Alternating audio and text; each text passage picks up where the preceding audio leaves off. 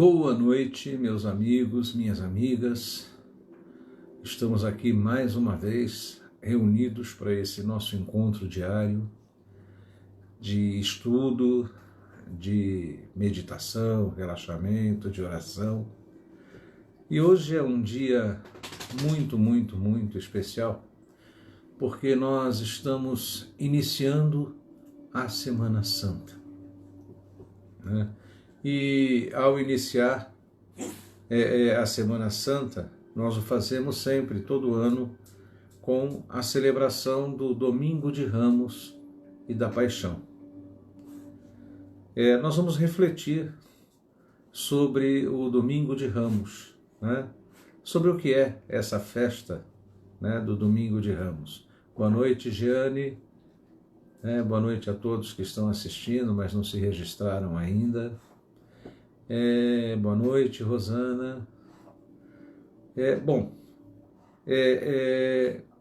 Temos que, em primeiro lugar, fazer algumas reflexões que são importantes. A festa, a celebração do Domingo de Ramos, a festa dos Ramos, que celebra a entrada de Jesus em Jerusalém, já era celebrada desde os primórdios cristãos, né?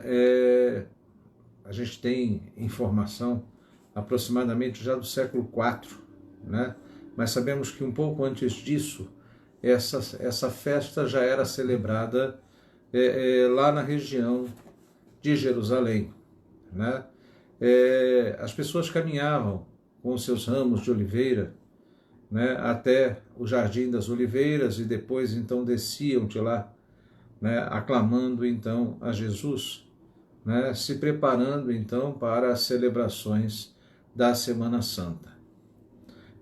Com o passar do tempo, né, nós vamos ter que mais propriamente, isso se consolidou na Idade Média, na Europa, a partir de Roma, então, começaram a celebrar o Domingo de Ramos também. Depois, né, nós tivemos então a separação entre a Igreja do Ocidente e a Igreja do Oriente, e as celebrações continuaram acontecendo em Jerusalém, mas também passaram a ser realizadas em todas as regiões da Europa, né, em outras regiões também do Oriente. Essa celebração é uma celebração marcante porque ela implica em que os cristãos vão participar de toda a trajetória de Jesus, desde que ele entra em Jerusalém, da sua vida pública, né, até mesmo participando da sua morte, né, paixão e morte, e da sua ressurreição. Oi, Fernando, tudo bem? Nesse sentido, né, mais especificamente, que nós temos que entender essa celebração. O centro da vida cristã, de maneira geral, o centro do chamado mistério cristão, é justamente a Páscoa de Jesus. A Páscoa de Jesus, né, que fica definida, né, que se estabelece com a sua ressurreição. Mas essa Páscoa, ela é vivenciada, né, sempre através da Eucaristia. A Eucaristia, então, o mistério eucarístico de maneira geral, né, ele implica justamente no centro de toda a vida cristã, né, porque ali se cumpre a promessa feita pelo Cristo, então, né, eu estarei convosco até o final dos tempos.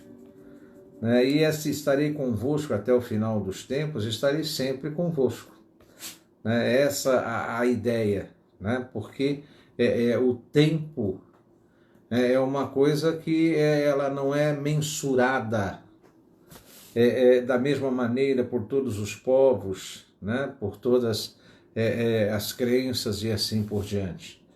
Né? A contagem do tempo também é diferente e assim por diante. Então, por todos os tempos, né, tem muito mais o sentido de por toda a eternidade. Eu estarei sempre convosco, em todos os momentos de vossas vidas. E estarei sempre convosco como? Através do mistério eucarístico.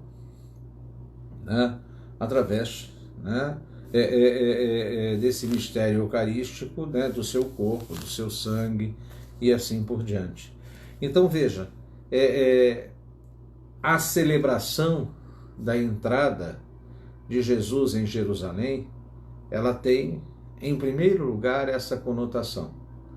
Né? Os cristãos, né, se colocam na condição de reais seguidores, né, do Cristo, né, do seu evangelho, da sua proposta de amor. E a partir daí, então, eles entram com ele em Jerusalém, nessas celebrações da Semana Santa, para, né, ouvir novamente as suas palavras, realizar novamente o seu compromisso de amor, né, e a partir daí, então, renascer, né, novamente. Né? É por isso que na antiguidade, nessa época das celebrações da paixão, né, morte e ressurreição de Jesus, que aconteciam os batizados. Nós vamos ver que no primeiro e segundo século cristãos, né, até o século XI não se batizavam crianças, só se batizavam os adultos. Né? E para a pessoa ser batizada, ela tinha que passar por todo um processo de formação dentro da comunidade cristã. Ela tinha que, de fato, desejar ser batizada, e daí, então, ela era apresentada à comunidade cristã, e a comunidade cristã, então, dizia se ela poderia ou não ser aceita na comunidade. Antes disso, ela trabalhava, ela participava das celebrações, dos cultos e assim por diante. Né? E geralmente esses batizados aconteciam quando? Aconteciam, né, na celebração da ressurreição de Jesus. Né? Por quê? Porque o indivíduo, né, o sujeito, o homem e a mulher, né, que tinham optado pelo batismo, ao optar pelo batismo, ele opta por uma identidade. O batismo funciona como uma identidade. E essa identidade implica, então, num compromisso. Um compromisso com o quê? Com a boa nova, né, o Evangelho do Cristo, que é o centro, então, né, que é a fundamentação, né, de todo esse mistério cristão. Assumir esse compromisso implicaria para o cristão, né, em fazer uma opção fundamental, né, por toda essa proposta do Cristo.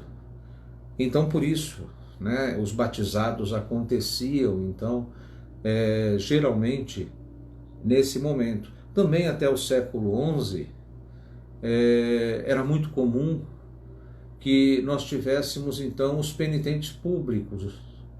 Né? Que eram os penitentes públicos? Eram as pessoas, então, que lá no início da quaresma, né, apresentavam-se diante da comunidade e faziam, então, uma confissão pública dos seus pecados. E a partir daí, eles se tornavam penitentes públicos. Durante todo o tempo da quaresma, eles praticavam a sua penitência. Geralmente, eles usavam um escapulário, né, que trazia uma cruz vermelha, já era um escapulário branco que trazia uma cruz vermelha que os identificava, então, como penitentes. E esses homens e mulheres, que geralmente deixavam para o final da sua vida para se tornarem penitentes públicos, esses homens e essas mulheres, então, faziam toda a sua penitência. Em alguns casos, eles não lhes era permitido entrar na igreja, né, durante toda a quaresma. Então alguns tinham que assistir à missa da porta da igreja. Outros podiam entrar na igreja, mas eles não poderiam assistir à missa dentro da igreja até o final. Quando chegasse o momento, né, das oferendas, de fazer as ofertas, né, eles tinham que deixar. Então, geralmente, eles ficavam dentro da igreja para ouvir até o momento do evangelho. E depois, então, que o evangelho era proclamado, eles tinham que deixar a igreja. Durante essa penitência, né, eles eram identificados como penitentes pelas outras pessoas, pelo uso do escapulário, e é claro que isso também implicava numa forma de marginalização para essas pessoas diante da comunidade. E é por isso também que a maior parte deixava para se apresentar como penitente público no final da vida. Em alguns casos, né, o penitente público se apresentava não no final da vida, né, mas ele se apresentava no alvorecer da sua vida. Foi o caso de Henrique II, por exemplo, o rei da Inglaterra, que entrou, né, em conflito com Thomas Becket.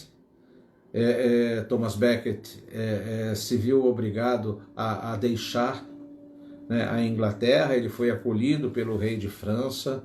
Depois ele volta para a Inglaterra, os conflitos ainda entre ele e o rei continuam, né? E por fim, os cavaleiros do rei, né, eram 3 cavaleiros do rei, ouviram um dia o rei dizer que será que ninguém nunca vai me livrar desse demônio? E eles resolveram então fazer a vontade do rei. E foram até a igreja e assassinaram o bispo Thomas Becket enquanto ele celebrava uma missa. Naquela época, conta-se que o sangue de Thomas Becket correu pelo chão e que as pessoas que tocaram esse sangue foram curadas, etc. Bom, o que nos interessa, né, é que correu, então, rapidamente, né? Abraço, Vicente, abraço, Melzinha, abraço a todos, Hermínia, né, a todos vocês. Correu rapidamente a notícia de que o Thomas Becket tinha morrido. As pessoas começaram a dizer que ele era santo, né? O rei tinha sido excomungado, né, então, pelo Papa, e para se redimir de tudo isso, né, o rei Henrique II, então, se apresentou diante de todos os seus súditos e se fez chicotear em praça pública para se penitenciar, né, de todas as coisas. Veja, esse é um caso, né, de um penitente público que se apresenta, no caso, o rei Henrique II de Inglaterra, em pleno século XII, né, que a sua penitência se fez também, sem sombra de dúvidas, por interesses políticos, né, já que ser excomungado pelo Papa era uma das piores coisas que podia acontecer para uma pessoa comum, quiçá para um rei, para um monarca, porque todos os seus súditos se voltariam contra ele. Então, os penitentes públicos faziam isso, né? E por isso, então, eles percorriam toda essa trajetória durante a quaresma, né? E eles só voltavam, né, à convivência da comunidade cristã na celebração da Páscoa, né, que é a celebração do Sábado Santo, que a gente chama de Sábado de Aleluia, né, onde durante a noite se faz então a celebração da luz, né, e consequentemente se celebra a Páscoa de Jesus, né? Por que isso também? Isso também tinha todo um significado. O indivíduo que comete o pecado, né, ele se opõe então à proposta do Evangelho, né? Eu disse para vocês recentemente, né, que é pecado? Pecado é o que faz mal a mim ou ao meu semelhante, né? Porque isso faz com que eu rompa com a lei do amor, né? Isso faz com que eu rompa com todas as propostas do evangelho cristão, né? Então, se faz mal a mim, né, e ao meu semelhante, ou se faz mal a mim e faz mal ao meu semelhante, ou se faz mal ao meu semelhante, né, isso, por sua vez, é um rompimento, então, né, da proposta do Cristo, porque a proposta do Cristo é: eu vim para que todos tenham vida e a tenham em abundância. Se existe alguma coisa, né, que machuca ou prejudica a vida, isso é que deve ser considerado pecado. Agora, se é assim, é porque rompe, né, com este evangelho. Rompe, então, com aquela opção fundamental de que eu falava ainda há pouco. Daí porque essas pessoas, então, esses penitentes públicos também recebiam a absolvição, né, durante a celebração do Sábado Santo, e a partir daí, então, voltavam ao convívio cristão. Ok? Veja, mas a partir, né, principalmente do século XI, passou-se a adotar a confissão auricular, né? Então, a confissão pessoal, não mais pública, né, feita diante de um sacerdote, etc., né? Já naquele tempo se desenvolveram os chamados confessionários e tudo mais, né? Que hoje, em alguns lugares, já se tornaram obsoletos, ok? Mas naquele momento eles existiam, e a confissão auricular.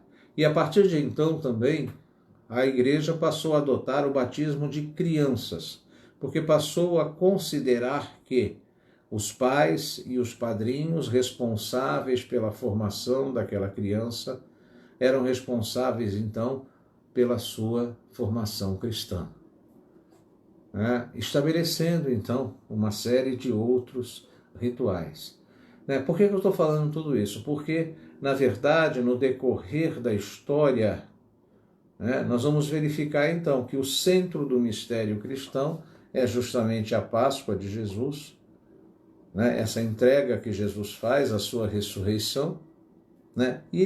Mas não pelo sacrifício, mas pelo que ele representa, que é justamente, né, a sua proposta de amor, né? A sua proposta, né, de que todos tenham vida, né, e a tenham em abundância. Para que haja vida, né, não pode haver divisão. As pessoas podem ser até diferentes, né, mas elas têm que ter algo em comum, né, que é esse desejo de amar, né, porque é necessário se amar para que se possa amar o outro e para que se possa ser amado. E são coisas que nós viemos tratando, né, nesses últimos dias, enquanto estudávamos justamente o mal-estar da civilização de Sigmund Freud, né? Nós vimos, inclusive, ontem, né, no nosso encontro, que existe sempre uma necessidade, né, de que nós direcionemos a nossa libido para um objeto, né? E esse objeto, por sua vez, é o depositário dessa libido, ele vai devolver para a gente, né? Agora, muitas vezes, né, nós vimos que eu projeto nesse objeto, né, aquilo que eu sou, né, e eu quero que o objeto funcione de acordo com aquilo que eu sou.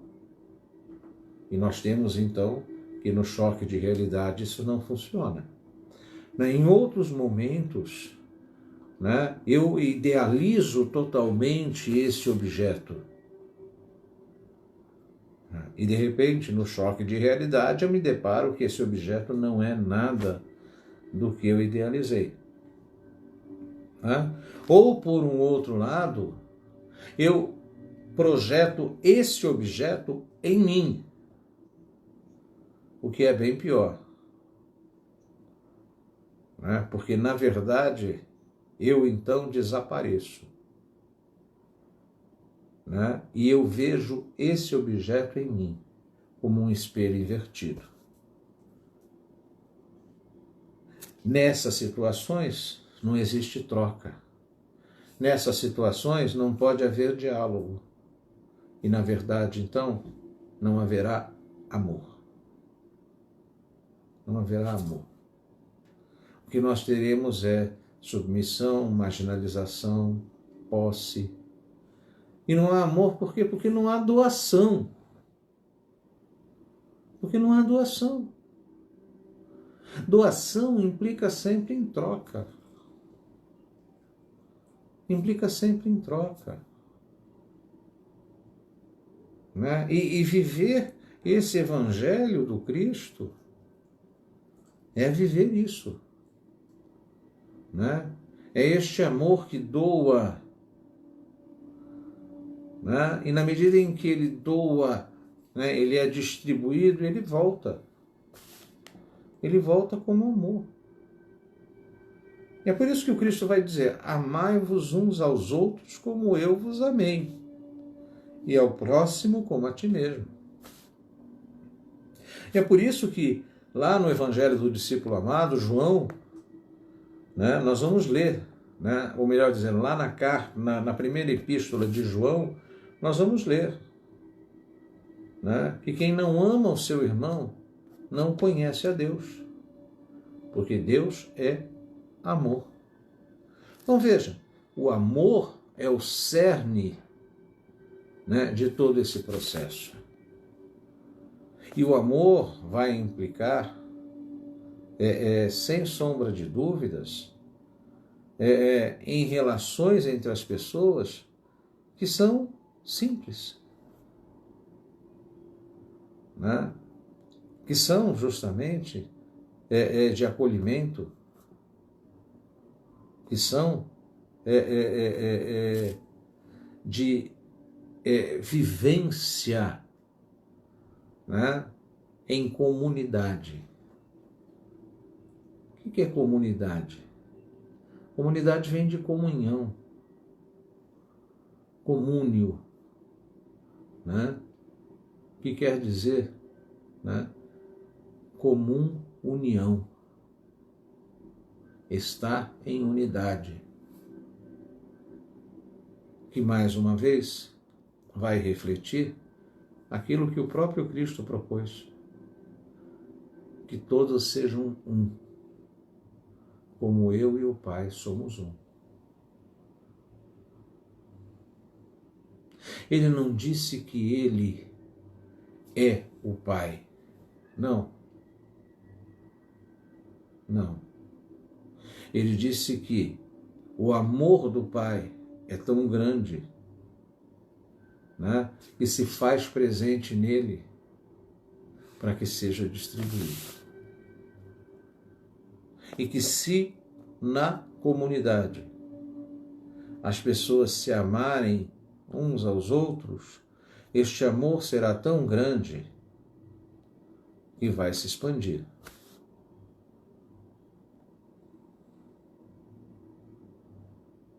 O amor é o remédio fundamental. Eu tenho visto nas redes sociais, em notícias que saem nos jornais, etc.,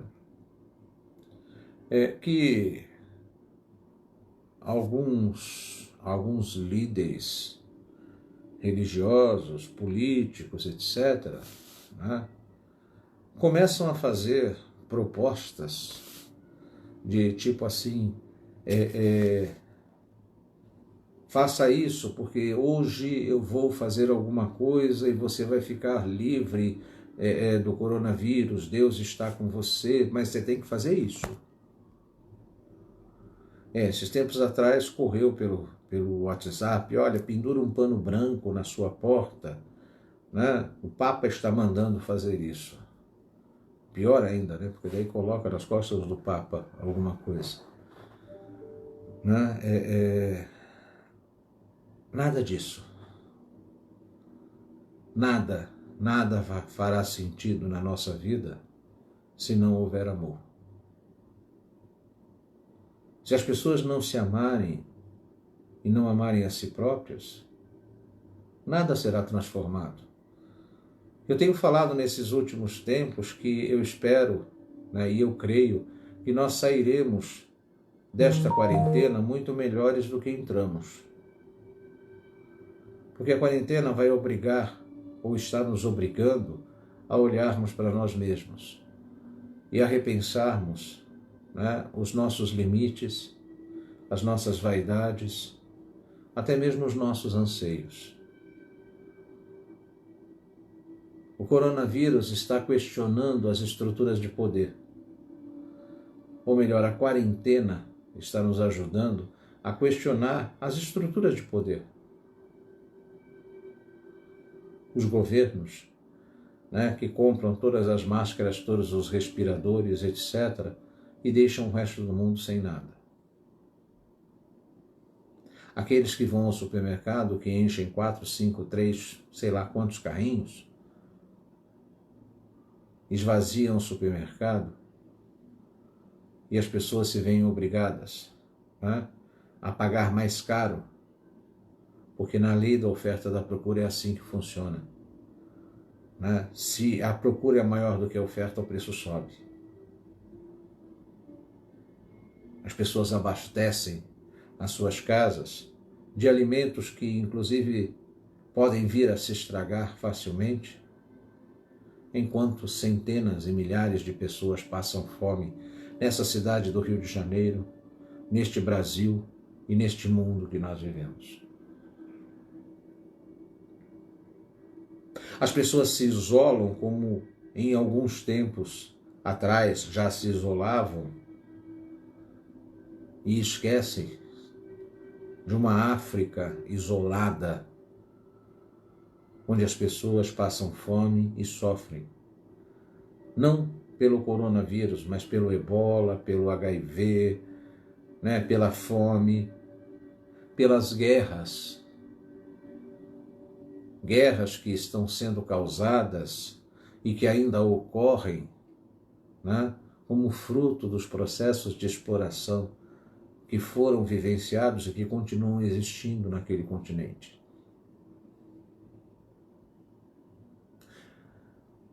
A quarentena está ajudando as pessoas a repensarem todas essas coisas. Então, por isso, eu creio que nós sairemos dessa quarentena, né, um pouco melhor do que entramos nela. Né? Eu creio sim que na medida em que algumas pessoas até estão sendo coagidas a viverem essa quarentena, né, porque insistem em sair pela rua e daí então a guarda municipal, né, a guarda civil, os policiais, etc., né, se veem obrigados a dizer volta para casa. Né? Ou então é um amigo que grita da janela do prédio, da janela da casa, volta para casa. Né? E a pessoa constrangida volta. Mesmo isso vai fazê-la pensar. Porque até, né, a necessidade de proteger a nossa vida nos faz pensar. Veja, eu tomo uma série de medidas de segurança, eu busco lavar sempre as mãos, eu uso o álcool gel, né? Eu estou procurando estudar, eu estou procurando me melhorar, eu estou procurando defender a minha saúde, defender a saúde daqueles que vivem comigo, da minha família, né? De maneira geral, né? Mas eu também estou fazendo isso pelo outro. Eu estou fazendo isso pelo outro. Porque se por acaso alguma coisa acontece com o indivíduo, ele se torna transmissor e ele vai fazer o outro sofrer. Então existe uma coisa que nos faz refletir na nossa responsabilidade enquanto seres humanos, na nossa responsabilidade, né, enquanto seres sociais, na nossa responsabilidade enquanto cristãos. Porque se é para que todos tenham vida e a tenham em abundância, eu tenho que cultivar esta vida e não querer que ela seja destruída. As pessoas morrem, sim, sem sombra de dúvidas. O ciclo da vida é esse. É nascer, crescer e morrer. Alguns não chegam a nascer, são natimortos. Outros partem muito cedo, na mais tenra idade. Outros vão na juventude, mas o ciclo natural é que se vá a partir da meia-idade, a partir da velhice. Entretanto, essa não é a grande questão. A grande questão é por quê? Como? De que maneira? Né? E que benefícios minha vida trouxe? Que benefícios minha vida trouxe para mim e para o meu semelhante? Os cristãos, né, seja de que denominação forem, creem que nós devemos ajuntar tesouros não perecíveis. O tesouro não perecível, e agora colocando no singular, é o amor. É a capacidade de amar o seu semelhante. Amar a si mesmo para ser capaz de amar o próximo. Vejam, este é todo o cerne do Evangelho do Cristo. E eu creio que essa quarentena está fazendo-nos refletir em todas essas questões. Não só nesses momentos em que nós estamos aqui reunidos, mas em outros momentos também da nossa vida.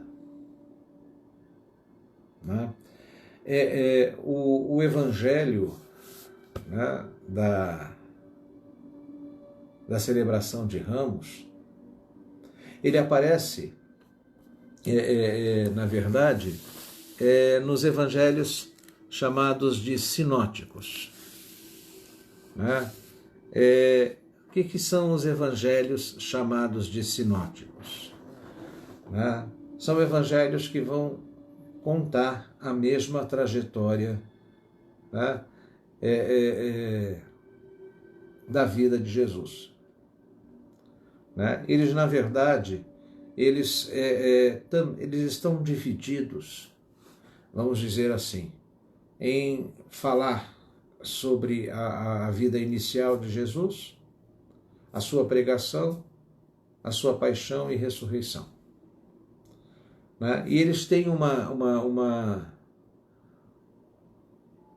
um texto que é semelhante.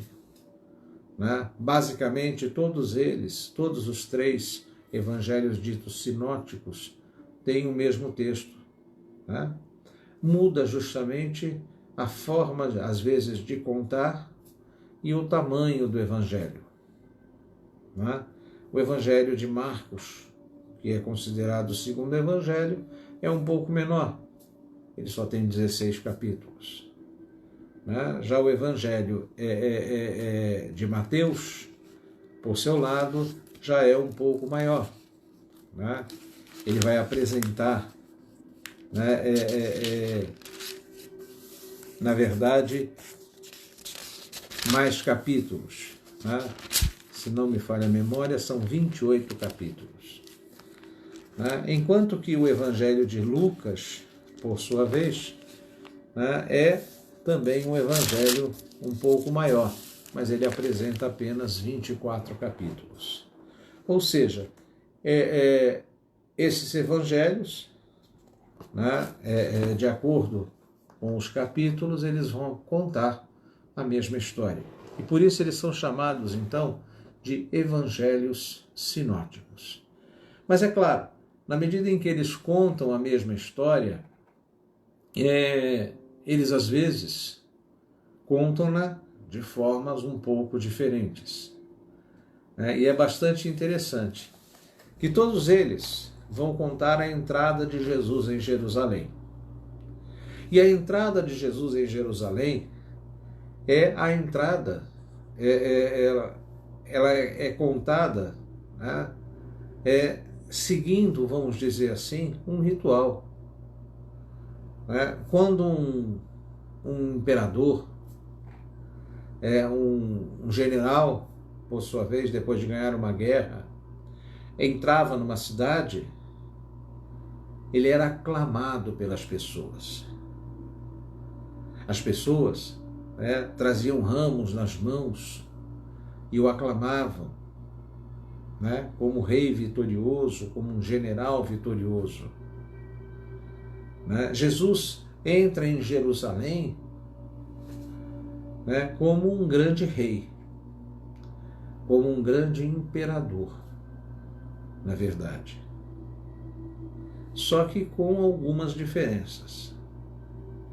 Enquanto o imperador, por seu lado, entraria talvez num grande cavalo branco, ou num belíssimo cavalo, expondo a sua armadura, e traria atrás dele os seus soldados, os seus oficiais, que geralmente antes distribuíam então víveres, distribuíam coisas para as pessoas, moedas de ouro, moedas de prata para as pessoas, e é claro, isso fazia com que as pessoas aclamassem ainda mais.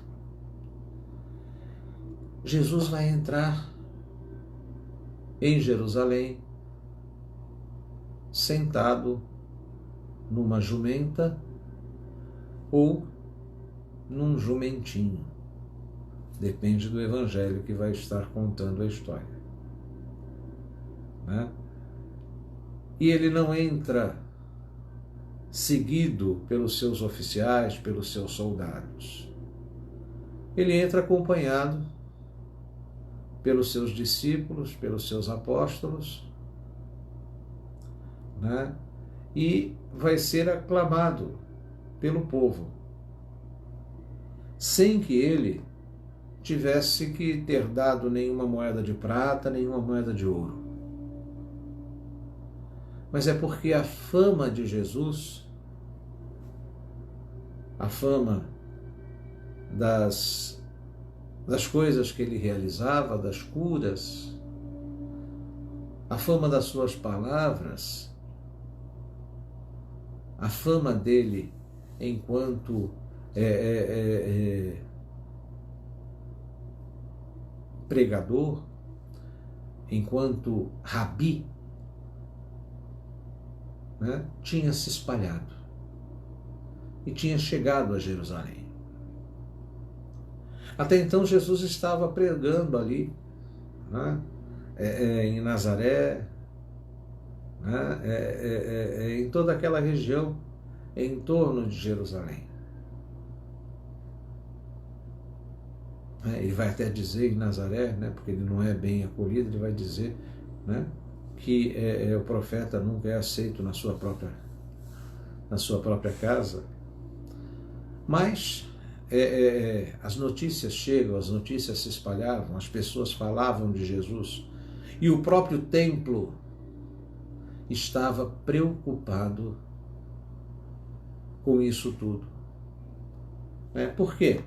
Porque, veja, aproximavam-se as celebrações pascais.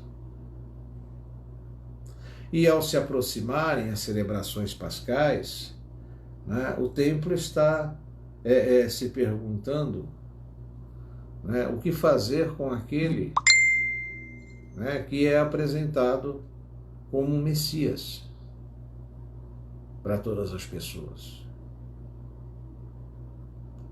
O templo tem uma preocupação muito grande, porque trata-se de um poder econômico e um poder político, além de ser um poder religioso. O templo, quer queira, quer não, se submetia ao poder do Império Romano e ao poder de Herodes, que era um rei fantoche.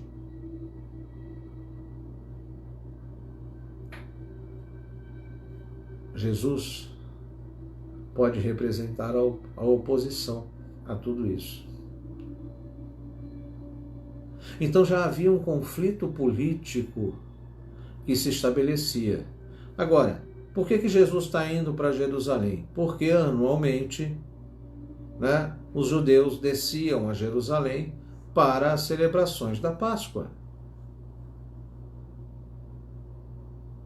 E Jesus, depois de um longo tempo de sua vida pública, ele também vai a Jerusalém para as celebrações da Páscoa, como ele já tinha ido antes com o seu pai e a sua mãe lá aos 12 anos, segundo consta nos evangelhos.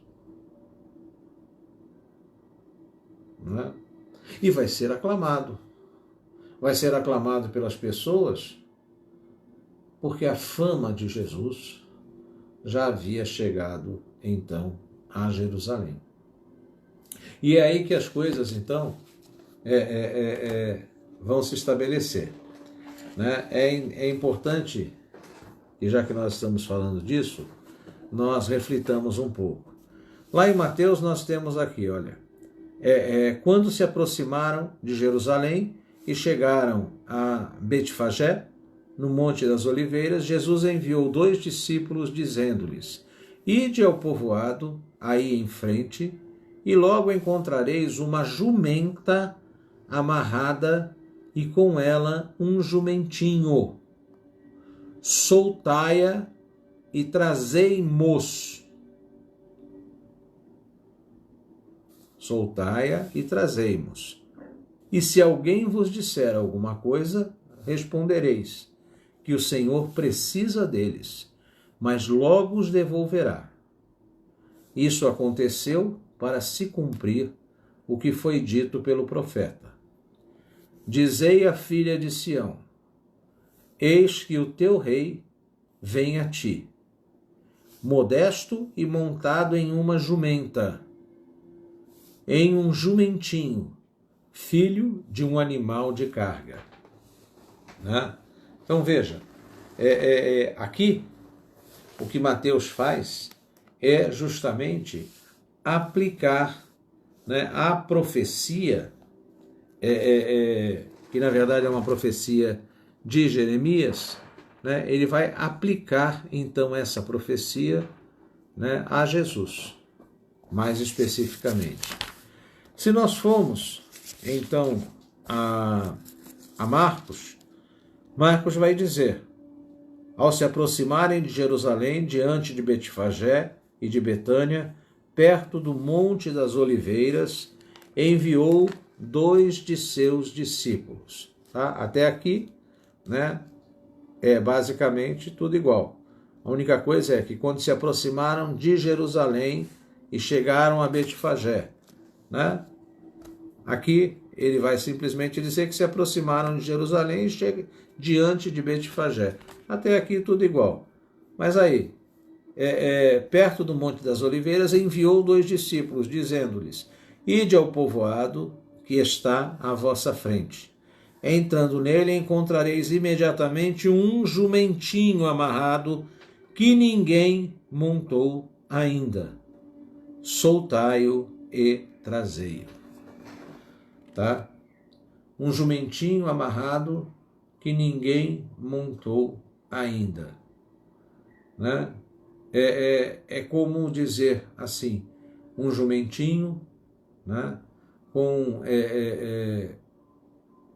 um jumentinho puro, né? Límpido para o Rei dos Reis. Ok? Na verdade, veja, o jumentinho aí, né? Surge justamente como um símbolo de pureza, né? Um símbolo de simplicidade. Né? Ele é justamente aquele animal de carga que vai receber sobre as suas costas, né, Jesus, aquele cujo jugo é leve e suave. Né? É interessante como o evangelista constrói toda essa questão. E nós vamos mais em frente e nós vamos ver então em Lucas, é a mesma coisa. Dizendo tais coisas, caminhava em frente, subindo a Jerusalém, ao se aproximar de Betfagé e de Betânia, perto do monte chamado das Oliveiras, enviou 2 discípulos, dizendo: Ide ao povoado da frente, e ao entrardes encontrareis um jumentinho amarrado que ninguém montou. Soltai-o e trazei-o. E se alguém vos perguntar por que soltais, respondereis: o Senhor precisa dele. E tendo partido e enviados, encontraram as coisas como ele dissera. Enquanto desamarravam o jumentinho, os donos perguntaram: por que soltais o jumentinho? Responderam: o Senhor precisa dele. Levaram-no então a Jesus. Então veja, aqui Lucas não tem a preocupação de dizer que o jumentinho nunca tinha sido montado. Né? E ele estabelece, né, 2 pessoas que são os donos. Né? E, mais especificamente, né, esses donos, como que já sabendo, né, permitem então que o animal seja levado até Jesus. É bastante interessante também que na trajetória, né, nós vamos ter que os textos, né, ainda vão apresentar mais uma diferença. Mateus continua: os discípulos foram e fizeram como Jesus ordenara. Trouxeram a jumenta e o jumentinho e puseram sobre eles as suas vestes. Ele sentou-se em cima. A numerosa multidão estendeu suas vestes pelo caminho, enquanto outros cortavam ramos de árvores e espalhavam pelos caminhos. Né? As multidões que o precediam e os que o seguiam gritavam: Hosana ao filho de Davi, bendito que vem em nome do Senhor, Hosana no mais alto dos céus. E entrando em Jerusalém, a cidade inteira agitou-se e dizia: quem é este? A isso as multidões respondiam: este é o profeta Jesus de Nazaré, na Galileia. Né? Então aqui, mais do que nunca, nós temos a notícia de que a fama de Jesus já tinha se espalhado. Né? E que essas populações que estão aclamando são homens e mulheres, né, que já conheciam esta fama de Jesus, né, porque já tinham ouvido falar, porque já tinham presenciado, né, e estavam também em Jerusalém para as celebrações da Páscoa. Né? Mais à frente, se nós formos tomar o texto de Mateus, né, o texto de Marcos, né, nós vamos ter que Jesus diz: soltai-o e trazei-o. E se alguém disser: por que fazeis isso? Dizei: o Senhor precisa dele, e logo mandará de volta. Essa informação não aparece em Mateus. Aqui, Jesus está se comprometendo a mandá-lo de volta. Foram e acharam um jumentinho amarrado na rua, junto a uma porta e o soltaram. Alguns dos que ali se encontravam disseram: por que soltais o jumentinho? Responderam como Jesus havia dito, e eles deixaram partir. Ok? Tá? Então, mais uma vez, aqui nós não temos identificação de quem foi. São algumas pessoas que estavam na porta, né? Mas diante da proclamação de que Jesus os mandaria o animal de volta, né? E diante, então, do fato de que já conheciam Jesus, de alguma maneira, ou porque a fama de Jesus já tinha chegado, ou porque já o tinham ouvido, e assim por diante, eles permitem, então, que o animal seja levado. Levaram a Jesus o jumentinho, sobre o qual puseram suas vestes, e ele montou. Muitos estenderam suas vestes pelo caminho, outros puseram ramos que haviam apanhado nos campos. E os que iam à frente dele e os que o seguiam clamavam: Hosana, Hosana, bendito o que vem em nome do Senhor. Bendito o reino que vem do nosso pai Davi. Hosana no mais alto dos céus. Entrou no templo em Jerusalém e, tendo observado tudo, como fosse já tarde, saiu para Betânia com os 12. Então é muito importante vermos isso. Aqui, Jesus é apresentado como filho de Davi. E mais à frente, nós vamos ver que Jesus vai se identificar como filho do homem. E esse filho do homem tem um significado muito forte, porque ele está justamente associado a esta missão, de Jesus. Essa missão, de anunciar, de denunciar, e de profetizar. O filho do homem, por sua vez, é uma expressão que vai aparecer lá no livro de Daniel, mais especificamente. E ele tem essa conotação de libertação. Aqui Jesus entra no templo, estava muito tarde. Então ele simplesmente se afasta. Por quê? Porque todas as atividades do templo já estavam concluídas. Ok? No templo, assim como hoje, haviam horários de oração, e isso já estava se finalizando. Jesus olha, e percebe que os homens ainda estabelecem rituais. E o que são esses rituais? Ou melhor dizendo, a que servem estes rituais? O ritual em si não é o problema, o ritual em si é bom. O problema é como ele é realizado. O problema é realizar um ritual simplesmente por realizá-lo, para cumprir uma obrigação. Quando isso acontece, o ritual perdeu todo o seu significado. E será o mesmo que realizar uma tarefa simplesmente para ser visto pelos outros, para que eu possa receber o meu salário. Daí porque Jesus diz: não deixai que a mão direita venha saber o que fez a esquerda. Senão vai estar sendo simplesmente um ritual. E isso existe para todas as coisas. Muitas pessoas têm como ritual fazer as suas orações sempre naquele horário.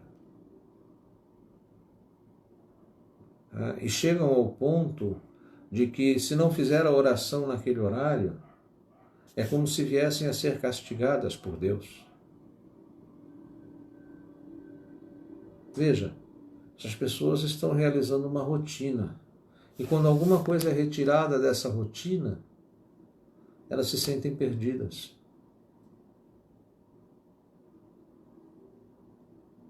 A energia que está sendo direcionada para esse objeto está ficando em si mesma.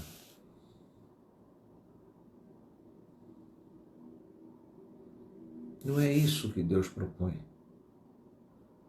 Jesus depois vai entrar no templo, né? E o Evangelho de Marcos aqui nos vai dizer isso, e vai dizer: vocês transformaram a casa do meu pai num covil de ladrões. Porque aqui eu tenho cambistas na entrada que fazem a troca das moedas, eu tenho a venda dos animais para sacrifício, que são animais que são tirados das fazendas dos próprios sacerdotes, né? Eu tenho, na verdade, rotinas, né? Eu tenho aparências. E não é isso que meu pai quer. Por isso, se você tem alguma coisa contra o teu irmão, larga a tua oferenda e vai primeiro resolver com seu irmão. Jesus está dizendo, por esse simples ato aqui no Evangelho de Marcos, né, que não são as aparências, não são os rituais, não são as rotinas, né, que agradam, mas um coração para amar. Um coração para amar e para ser amado. É isso que é o mais importante. E muito mais do que isso, né? Nós vemos que se passarmos para Lucas, né, e eu já estou passando do horário também, se passarmos para Lucas, nós vamos ver: levaram-no então a Jesus e, estendendo as suas vestes sobre o jumentinho, fizeram com que Jesus o montasse. Enquanto ele avançava, o povo estendia suas próprias vestes no caminho. Já estava perto da descida do Monte das Oliveiras, quando toda a multidão dos discípulos começou alegremente a louvar a Deus com voz forte por todos os milagres que eles tinham visto, e diziam: bendito aquele que vem, o Rei, em nome do Senhor. Paz no céu e glória no mais alto dos céus. Jesus aprova as aclamações de seus discípulos. Alguns fariseus da multidão lhe disseram: Mestre, repreende teus discípulos. Ele, porém, respondeu: Eu vos digo, se eles se calarem, as pedras gritarão. Essa é a parte mais interessante, né? Eu já disse para vocês que eu sou suspeito porque eu gosto muito do Evangelho de Lucas, porque ele apresenta, toda a humanidade, né, de Jesus, né, e toda a humanidade dos próprios discípulos, né, e ele age como historiador, né, então eu sou suspeito para falar. Mas, independente de qualquer coisa, ele nos faz alguns relatos bastante interessantes. O primeiro: os discípulos aclamam Jesus. A população que já conhecia a fama de Jesus vai junto com os discípulos. Os fariseus se sentem incomodados. Se sentem incomodados, né, porque os discípulos estão aclamando aquele rabi e nomeando-o como rei.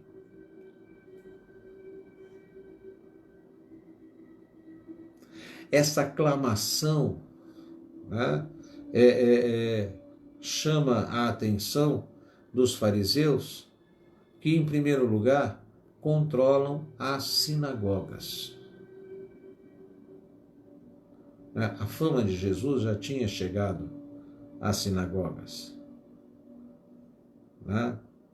Quando ele lê o texto de Isaías, que diz justamente que ele veio para que os cegos possam ver, para libertar os cativos e assim por diante, Jesus fecha e diz, isso se realiza hoje.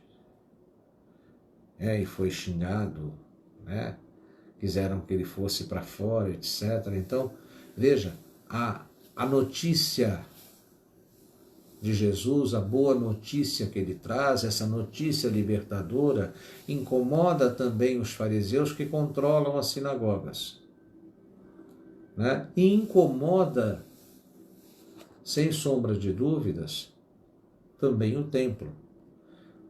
Vai incomodar os saduceus, que são os doutores da lei, são os conhecedores da lei, melhor dizendo.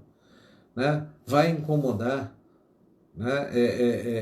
os sacerdotes, os levitas, vai incomodar depois, inclusive, os herodianos, que não acreditam em ressurreição, e que, na verdade, acreditavam nas vontades do rei Herodes, vamos dizer assim, e eram fiéis a Roma. Jesus está incomodando a esses grupos. Aqui, Lucas faz questão de demonstrar que já naquele momento Jesus incomodava os fariseus. São esses os fariseus que Jesus vai chamá-los de sepulcros caiados, bonitos por fora e podres por dentro. Jesus já os incomodava nesse momento. E eles vão cutucar mais uma vez Jesus. São os fariseus que vão querer atacar a mulher adúltera. São os fariseus que se sentem os defensores da tradição e da lei. Ok?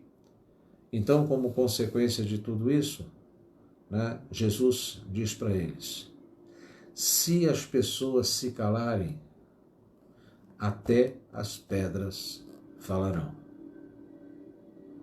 E Jesus está querendo dizer o seguinte, a mensagem veio para ser levada a todos os seres humanos indiscriminadamente. Ela não é propriedade do templo, ela não é propriedade dos fariseus, dos saduceus, dos herodianos, ela não é propriedade dos intelectuais do Império Romano. A mensagem veio para ser conhecida e vivida por todos os seres humanos indiscriminadamente, porque ela veio trazer vida e vida em abundância. Esse é o cerne, esse é o centro de toda essa mensagem. Mas antes disso, Lucas faz uma associação com o anúncio que os anjos fizeram lá no momento do nascimento de Jesus. Por quê? Porque a aclamação feita é: bendito aquele que vem, o Rei em nome do Senhor, paz no céu e glória no mais alto dos céus. E lá, no momento em que os anjos, no momento em que o anjo se apresenta diante dos pastores, ele vai dizer glória a Deus nas alturas e paz na terra aos homens de boa vontade. Então Lucas está dizendo, aquele menino simples e humilde que nasceu numa manjedoura é o rei humilde e simples que entra agora em Jerusalém para ser aclamado pelos homens. Aclamado para que a sua mensagem chegue a todos os homens, independente de serem judeus de serem gentios, independente de serem doutores da lei, sacerdotes ou pessoas simples do povo. Ninguém é dono desta mensagem. Ela veio para todos. Então, ao aclamar, esta aclamação que os três evangelistas nos apresentam, ela quer dizer isso. Aquelas pessoas que estão aclamando, são as pessoas que estão aderindo à mensagem de Jesus, aderindo ao seu evangelho, fazendo a sua opção fundamental.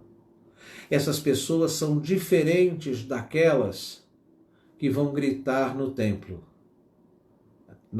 diante de Pilatos, desculpe, que vão gritar, crucifica-o, que vão escolher Barrabás e não Jesus. Tanto que a acusação que farão para Jesus, a falsa acusação que os sacerdotes vão apresentar, é que ele disse que destruiria o templo e o reconstruiria em 3 dias. Mas fizeram essa acusação no sentido de que ele ia destruir o templo. Veja, nós tínhamos no mínimo 18.000 pessoas que viviam exclusivamente do templo. Eram pessoas que viviam daquele câmbio de moedas, porque nenhum judeu podia entrar com moedas romanas dentro do templo.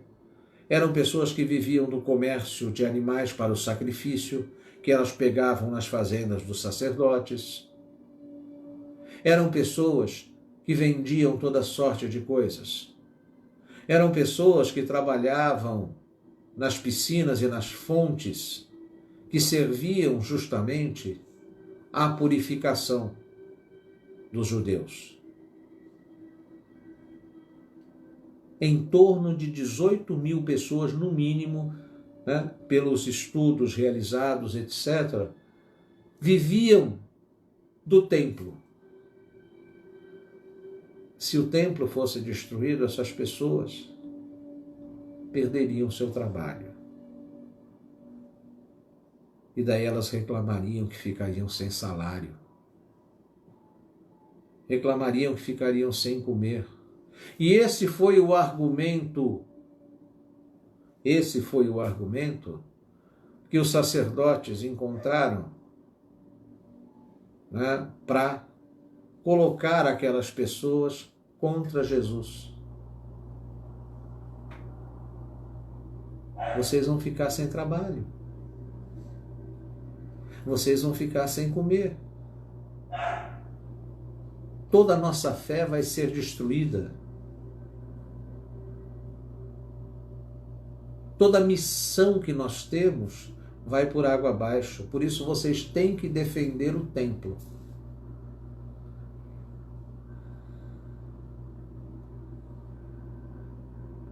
Isso tem se repetido na história dos homens. Certas semelhanças não são mera coincidência. E essas pessoas foram. Essas pessoas estavam lá enquanto Jesus era humilhado pelos sacerdotes. Essas pessoas vão acompanhar os sacerdotes até a casa do governador Pôncio Pilatos. Essas pessoas ficarão lá. E essas pessoas vão repetir, crucifica-o, justamente animadas, incentivadas por aqueles representantes do templo. É por isso que nós vamos ter que lá em Atos dos Apóstolos, escrito por Lucas, né, no momento de Pentecostes, né, referindo-se ao templo, referindo-se aos judeus, né, Pedro vai dizer: eu falo em nome de Jesus, que ressuscitou, aquele Jesus que vocês crucificaram. Né? Por quê? Porque ele está se referindo também a este grupo. Né? Então, veja, são dois grupos diferentes. É o grupo daqueles que estão aclamando Jesus, que fizeram a sua opção fundamental pelo Evangelho, pela proposta de Jesus, por esta lei do amor, né? Por essa proposta de que todos tenham vida e a tenham em abundância, e um grupo, né, que faz a sua opção fundamental, né, pelos recursos que advêm justamente, né, da sua dependência em relação aos negócios do templo, aos negócios que o templo tinha com o Império Romano, né, com eles, com Herodes e assim por diante. Né? Jesus está justamente subvertendo toda esta ordem. Jesus está se opondo justamente a tudo isso. E por isso ele não interessa, né, a estes representantes do templo e todos aquelas 18.000 pessoas, né, que viviam exclusivamente do templo. Né? E vai ser justamente assim que essas pessoas, em associação com o império, né, vão condenar Jesus à morte. Jesus é condenado pelo crime de lesa majestade, de subversão, de insurreição. Lá na placa, Pilatos mandou escrever: Jesus Nazareno, Rei dos Judeus. Só que toda a Judéia, Samaria, né, estava sob o domínio de Roma. E o imperador romano, Tibério, naquele momento, era que controlava todas as coisas. Tibério já estava chegando no alto da sua loucura, né? E Pilatos, por sua vez, casado com Cláudia, né, sobrinha amada de Tibério, queria se tornar imperador. Por isso, a morte de um subversivo, a morte de alguém que se opôs a todas essas estruturas. Né? Em contrapartida, aquele outro grupo que está clamando, né, Hosana ao filho de Davi, é justamente o grupo que faz a opção fundamental por Jesus. Quando nós repetimos este ritual, nós estamos também nos propondo a repetir esta mesma opção fundamental pelo amor. Por isso, a bênção dos ramos e a repetição do ritual não representa um amuleto para ninguém.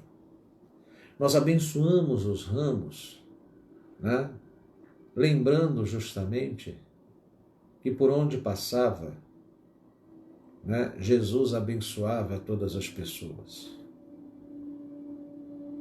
Abençoava já com a sua saudação: a paz esteja convosco. Abençoava com a sua presença, abençoava com o seu amor.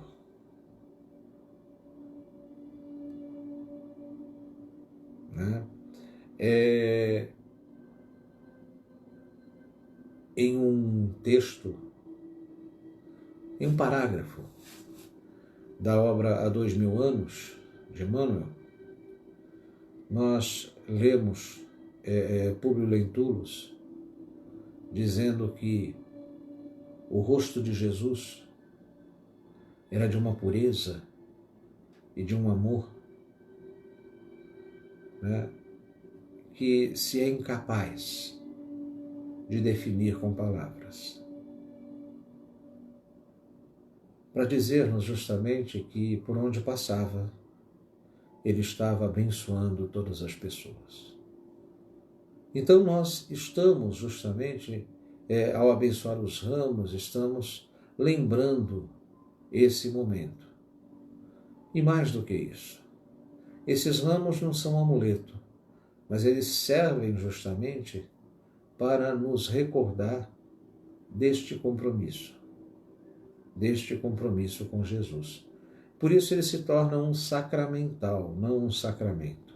O sacramental é aquilo que me recorda um compromisso, que me recorda, né, uma proposta assumida por mim, que me recorda a minha opção fundamental por este evangelho de amor, por essa proposta de amor, por essa proposta de trabalhar para que todos tenham vida e a tenham em abundância.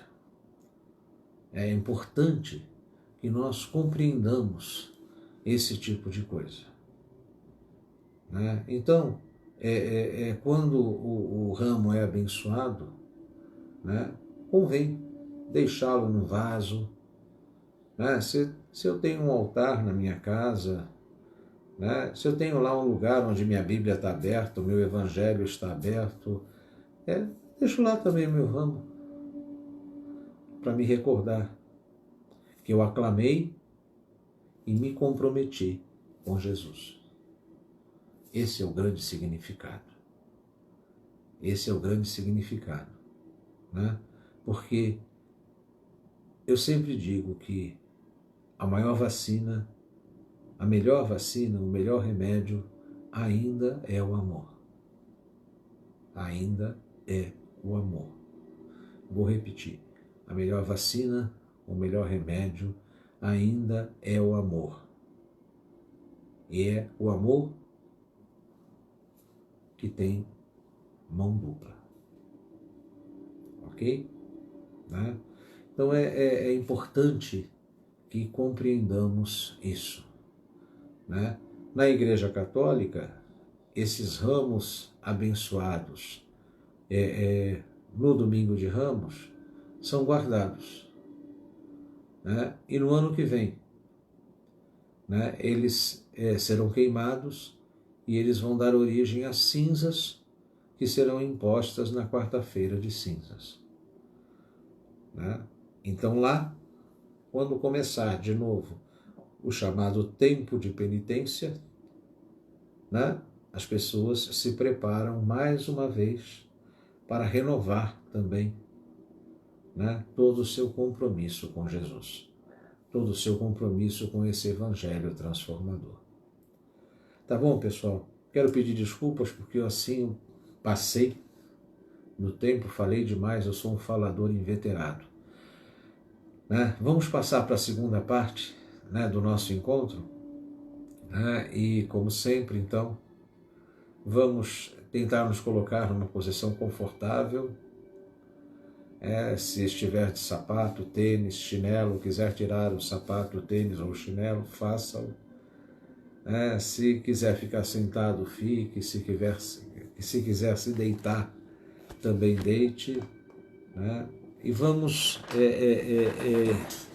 iniciar, né, todo esse nosso trabalho de relaxamento. Preparar as coisas aqui.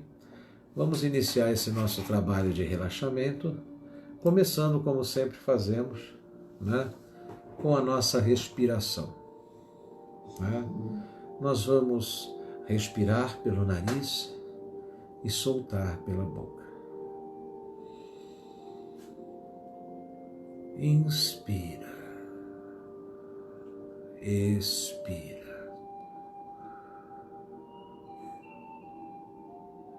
Inspira. Expira. Inspira.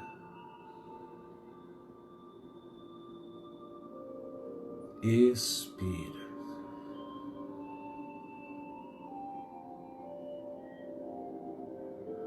Inspira.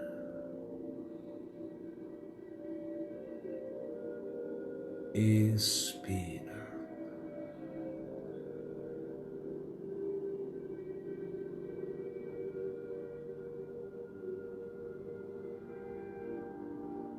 Inspira,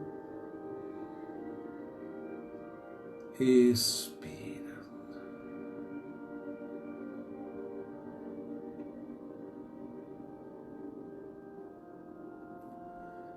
Agora, vamos mentalizar um gramado verde como um tapete fofinho.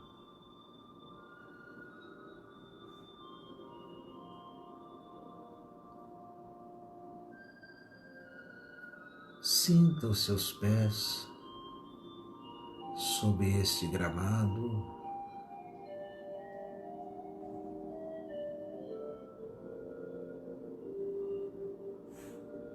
e vá se deitando no gramado.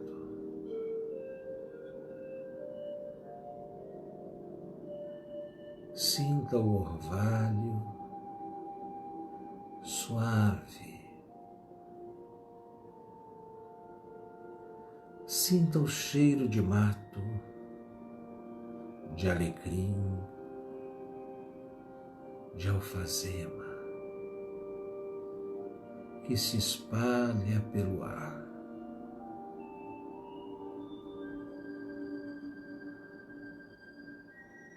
Relaxe. Sinta o seu corpo entregue à terra, à natureza.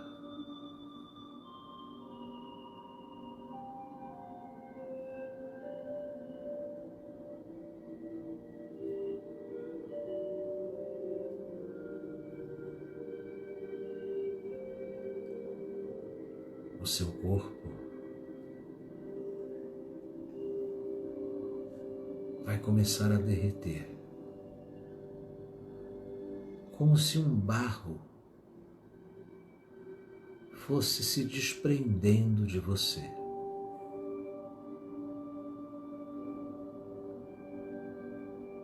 Os seus pés começam a derreter, derreter, derreter. Agora são as suas pernas que vão derretendo, derretendo, derretendo. Enquanto escorre a lama, ela vai sendo absorvida pela terra.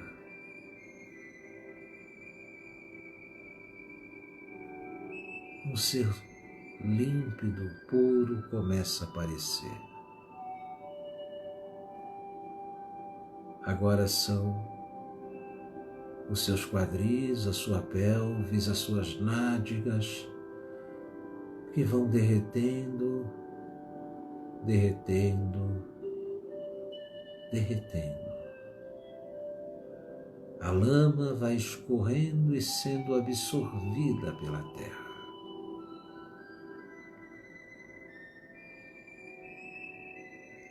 Agora é o seu plexo solar, o seu tronco, os seus ombros, as suas costas. Vai derretendo, vão derretendo, derretendo, derretendo, e a lama vai sendo absorvida pela terra.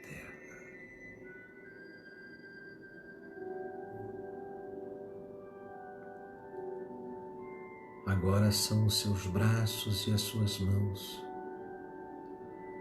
que vão derretendo, derretendo, derretendo, e a lama vai sendo absorvida pela terra.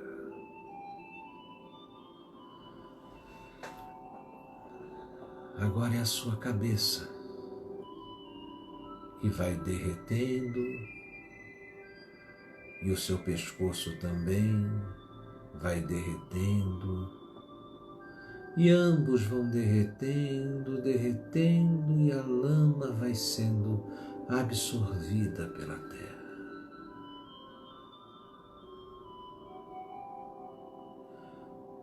Esta lama são os seus medos, as suas angústias, as suas tristezas, as suas energias negativas. Tudo vai se derretendo e sendo absorvido pela terra.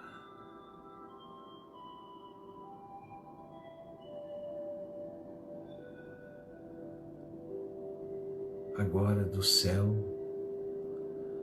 começa a cair sobre você uma chuva suave, suave e luminosa. Uma chuva benfazeja que vai limpando todo o seu corpo. Toda a lama que restou vai se dissolvendo e surge um ser translúcido, puro, límpido e limpo. Sinta o benefício e as benesses dessa chuva suave que cai sobre você.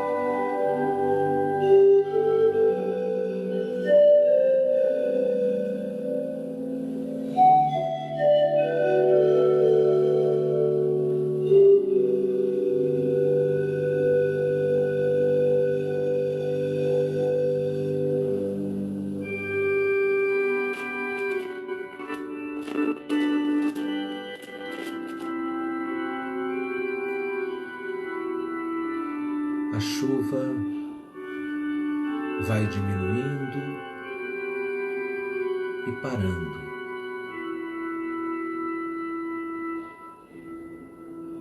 E se abre uma luz multicor que desce sobre você e vai penetrando o seu corpo a partir da sua cabeça, entre os olhos. Essa luz multicor inunda o teu cérebro, os teus ouvidos, os teus olhos, o seu nariz, a sua boca. Ela desce pelo bulbo e percorre toda a tua coluna vertebral, se espalhando por todo o teu sistema nervoso.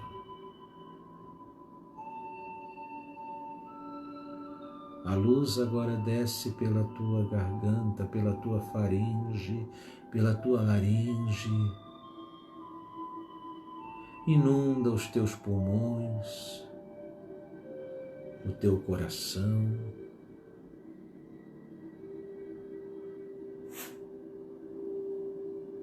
Inunda o teu esôfago, o estômago, os rins,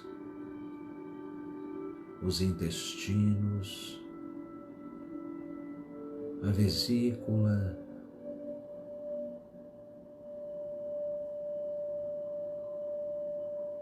inunda todo o teu aparelho reprodutor, o teu aparelho sexual, as nádegas, as tuas pernas e os teus pés.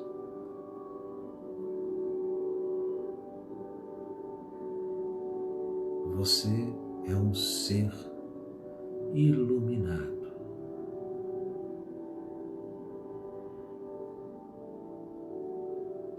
Uma leveza toma conta de todo o teu corpo. E um vento suave que sopra começa a te fazer flutuar.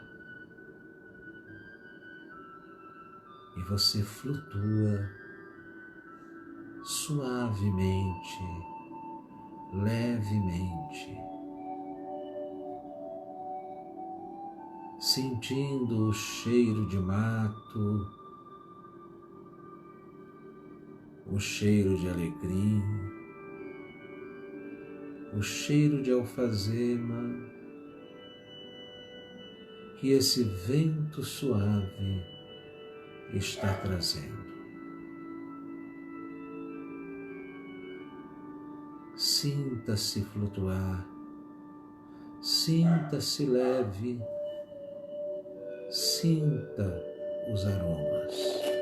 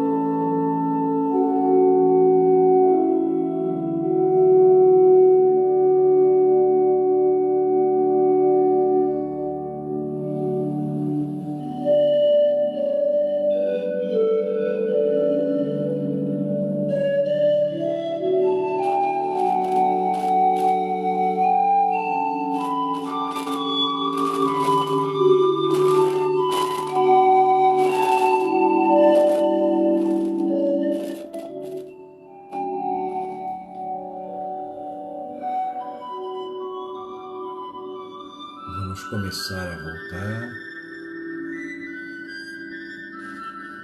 Seu corpo começa a pousar levemente.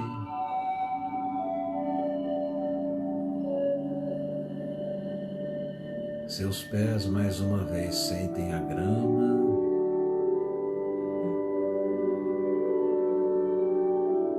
E você vai voltando ao seu lugar original.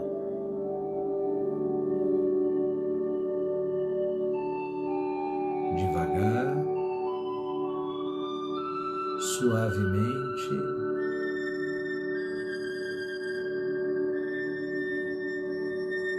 movimente levemente os dedos dos pés. Agora os pés, devagar, suavemente, levemente.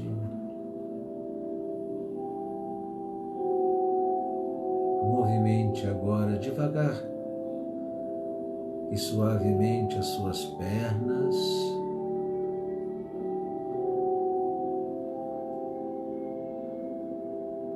Agora a pelvis, os quadris, as nádegas.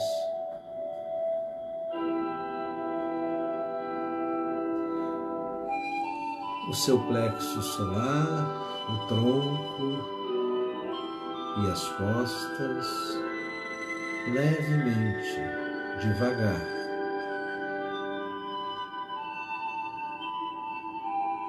Agora, os ombros, os braços e as mãos, bem devagar,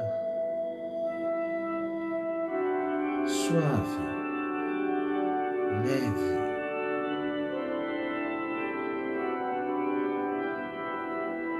Agora o pescoço e a cabeça, levemente, suavemente.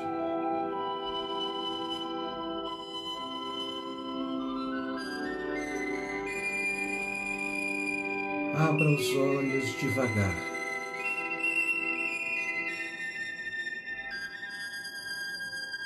Contemple devagar o espaço ao seu redor.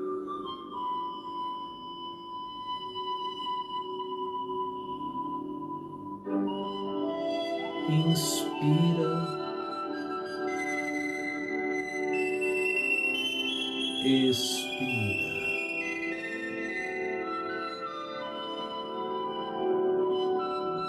Inspira, expira. Inspira, expira.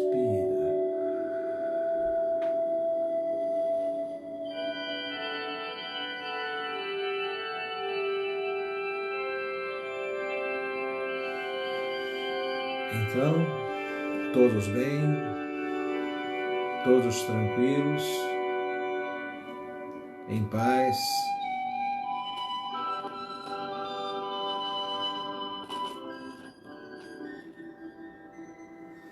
Positivados,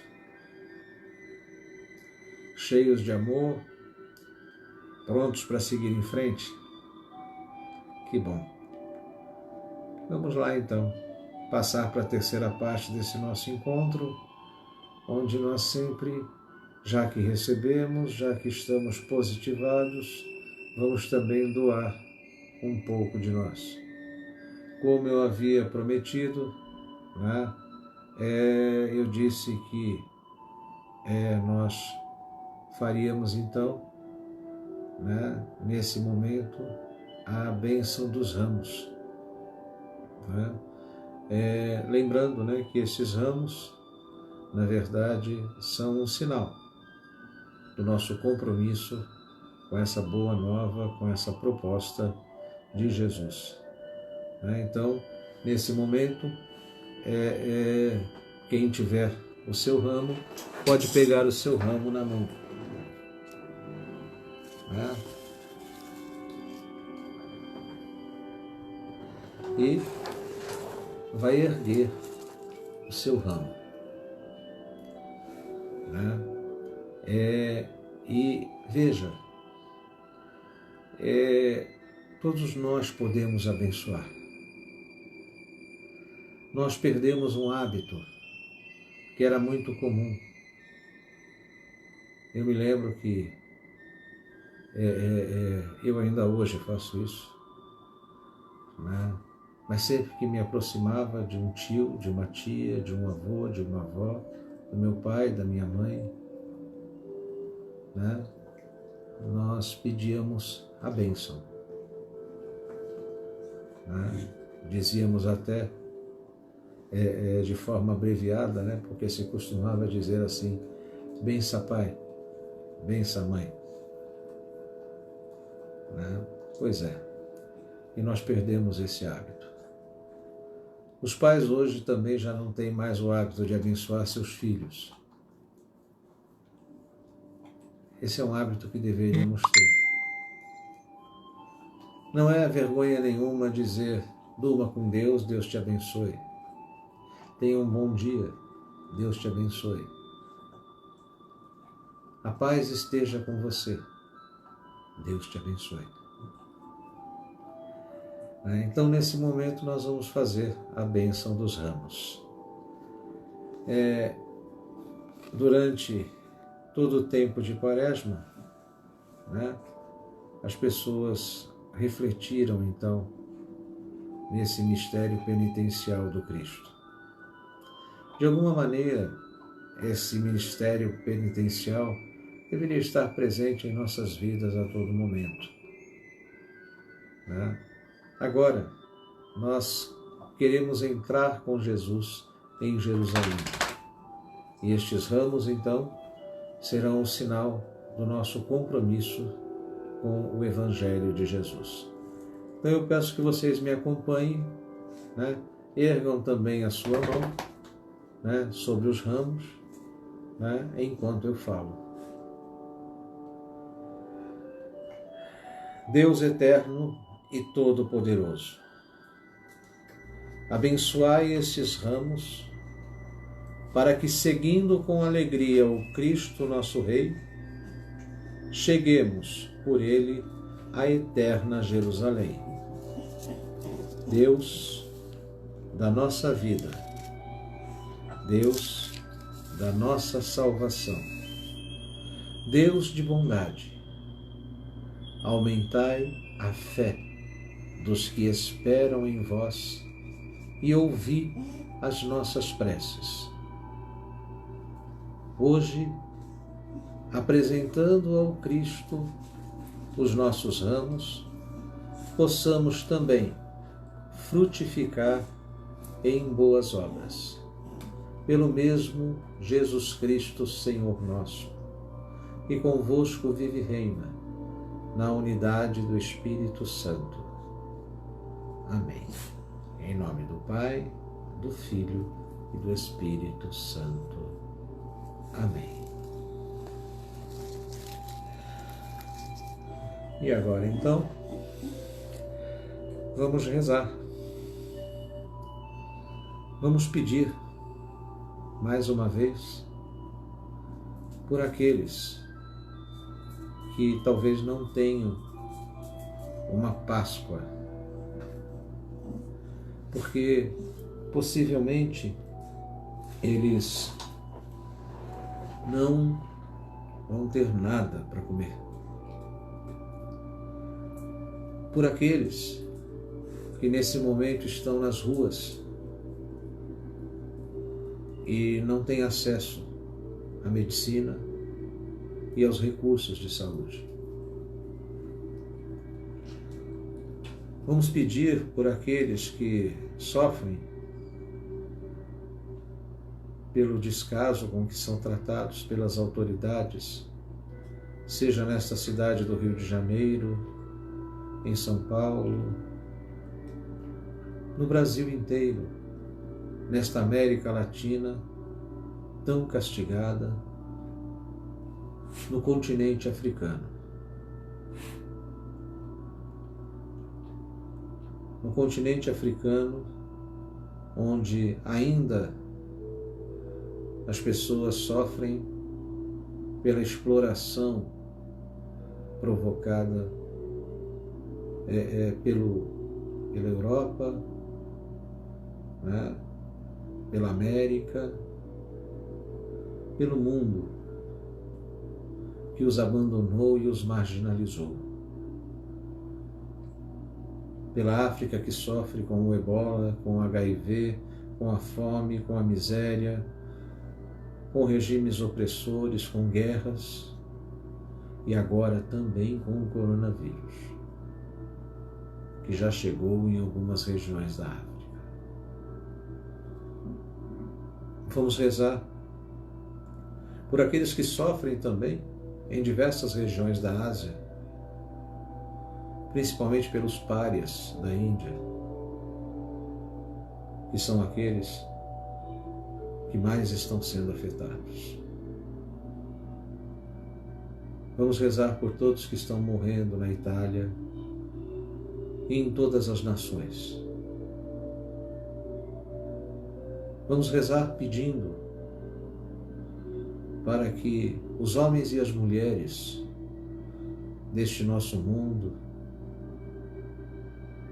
e especialmente desse nosso Brasil se tornem cada vez melhores e cada vez mais compromissados com esse projeto de vida em abundância proposto por Jesus. Vamos rezar por cada um de nós que está participando desse encontro, pelos nossos familiares. E nesse momento, se você quiser colocar alguma intenção, você pode fazê-lo. Mentalize a pessoa, a situação pela qual você quer rezar. Se quiser falar em voz alta, pode falar. Se quiser escrever, né, pode escrever. Né? Vamos nesse momento, então, né, mentalizar e apresentar as nossas orações.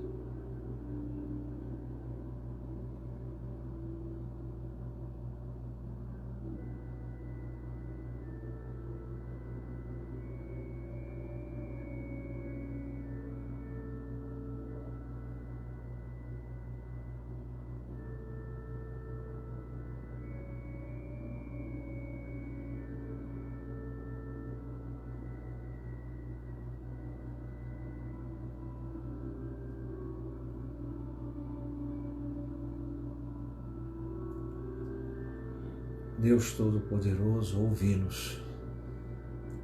Recebei os nossos pedidos, as nossas preces, dentro de todas as nossas limitações. E recebe também o nosso compromisso de vida, de verdade e de amor. O nosso compromisso com o Evangelho de vida do Cristo Jesus. Pai nosso que estais no céu, santificado seja o vosso nome. Venha a nós o vosso reino e seja feita a vossa vontade, assim na terra como no céu. O pão nosso de cada dia nos dai hoje. Perdoai as nossas ofensas, assim como nós perdoamos a quem nos tem ofendido. Não nos deixe cair em tentação, mas livra-nos do mal, porque teus são a honra, o reino, o poder e a glória, pelos séculos sem fim. Amém.